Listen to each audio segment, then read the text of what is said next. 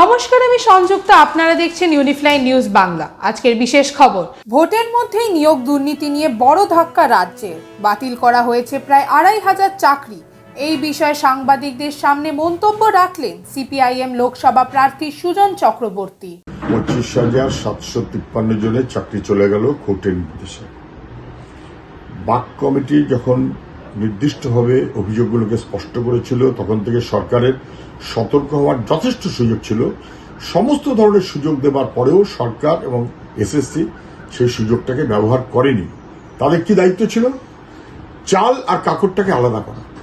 ২৫,৭৫৩-র মধ্যে ২০, ২৫, ৩০% তো জেনুইন ন্যায্য আছেই। তাদের চাকরি চলে যাবে কার অপরাধে? তাদের তো কোনো অপরাধ নেই।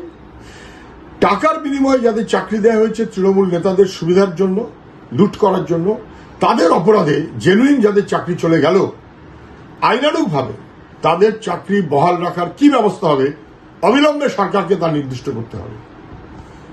অপরাধীদের জন্য যারা নিরপরাধ তারা যেন বঞ্চিত না হয়, এবং যারা টাকার বিনিময়ে চাকরি পেয়েছেন তাদের চাকরি অবশ্যই খারিজ হবে। রাস্তায় বসে আছেন ৩ বছর ধরে আন্দোলন করছেন বহু মানুষ, বহু যুবক জেনুইন, তাদের অবিলম্বে ৩ মাসের মধ্যে সেখান থেকে নির্দিষ্টভাবে চাকরি দেওয়ার ব্যবস্থা করতে হবে। ২৫ লক্ষ পরীক্ষার্থী ছিলেন, ফলে পরীক্ষার্থীর কোনো অভাব নেই, তাদের যোগ্যতার কোনো অভাব নেই। জেনুইন ৩ মাসের মধ্যে চাকরিতে শূন্য পদ নিয়োগ করতে হবে।